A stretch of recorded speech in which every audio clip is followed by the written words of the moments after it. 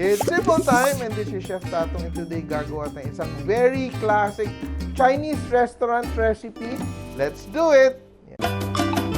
Simpol, simpol, luto na, ha.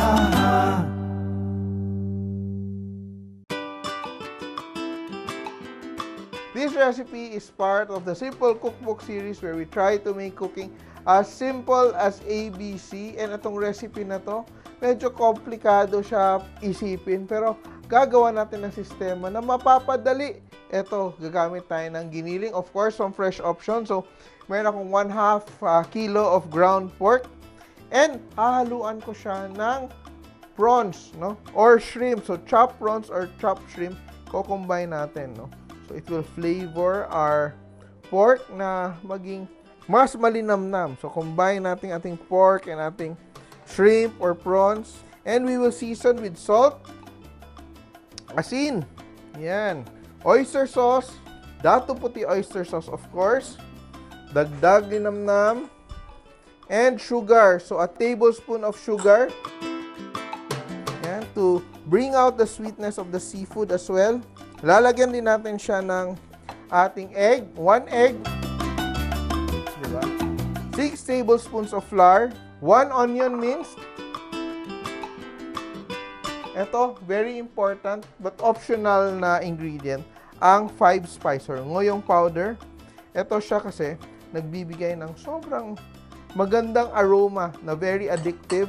And we just combine. And lastly, hahalo natin yung ating dried shiitake mushrooms na, we cut into small pieces.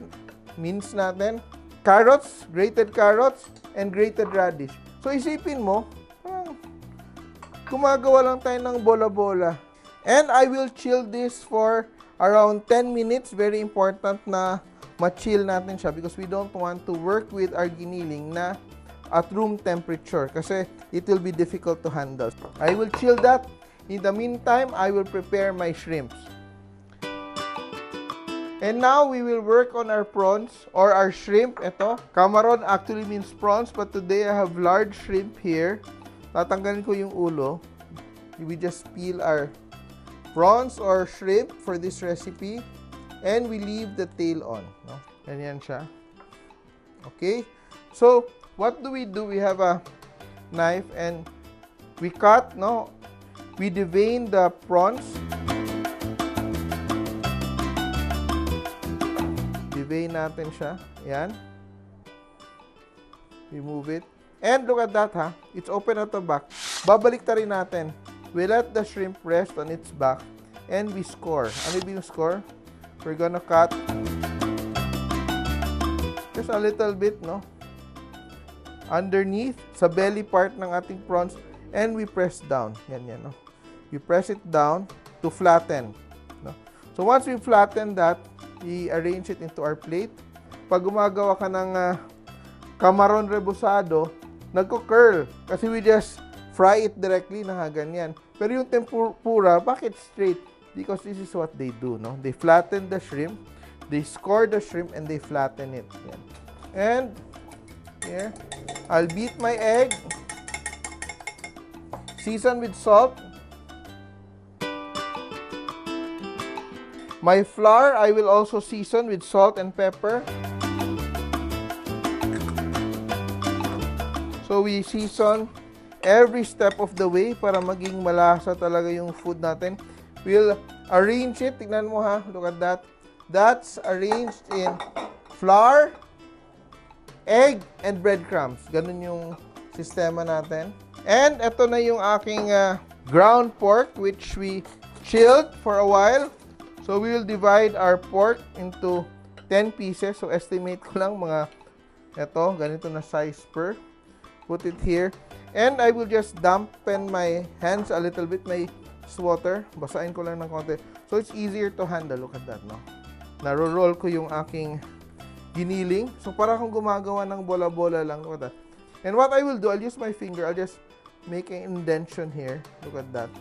And I will get a piece of prawn. Remember, we season the prawns. Hindi siya matabang. May lasa siya. If you don't season your prawns and you don't season the flour, when you bite into the prawns, wala kang malasahan, magiging matabang siya. Look at that. Just press it inside, look at that, and we cover. We wrap it around our meat. No? Again, if it's sticking to your hands, just wet your hands. Look at that. And it's very important, as I said, chilled yung meat nyo because if it's not chilled, hindi siya firm, mahirapan kayo mag-handle. Yan. So we roll it in flour, we dredge it in flour. So you just add flour as you need. Look at that. And bathe it in our egg. And lastly, into our breadcrumbs. Press. And you can chill this again, no? We have our shrimp. Yan. Our prawns wrapped in the meat. Look at that. And we continue the process. And we're ready to fry. Dapat yung heat natin, mainit siya, medium heat, around 180 degrees. Huwag sobrang init kasi we don't want our crumbs to overcook right away. Magigitim siya pero hilaw pa yung loob. And we drop into our oil. Be very careful na you don't burn yourself. Look at that. It's very hot. So when you drop it outward, yan, beginning to brown right away. Yan. So ito siya. Don't rush the cooking or else it's going to be raw inside. So it will take around mga 7 minutes, 6 to 7 minutes for it to be fully cooked inside. Yan. And look at that, ang ganda, di ba? Kahit sabi ko kanina na may isa na medyo nauna sa pag-brown. But if you just keep on moving it around, nahabol na yung kulay ng other pieces. So you have a very nice, evenly colored Camaron rellenado. Yan. So you will know when it's cooked pag medyo lumulutang na siya ng konti sa oil. Kaya ito siya, hindi siya pwede na pakonti-konti, titipid ka ng oil, lulutuin mo to, hindi talaga pwede. Kailangan deep fried siya. And yan, luto na siya, sobrang ganda ng kulay. Tatabi na natin siya. We will put it into our colander. Ang ganda-ganda, di ba? Look at that. Sobra akong happy dito sa ating niluto today. We can arrange them. Yan, mag-arrange tayo ng ilan dito sa ating plate. So, we've rested our camaron. Hindi na siya pagod sa kakaprito niya kanina. Yan, slice lang natin siya diagonally. See, it's very beautiful when you look at it inside.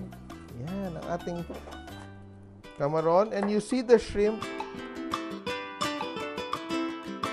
And eto na siya. Diba, ang pretty niya tingnan sa plato. And also very masarap. And I'd be very happy nito pag may partner siya na yang chow fried rice. Nasa libro din natin yan. Kaya luto na kayo. Medyo challenging but still simple with our way of doing things.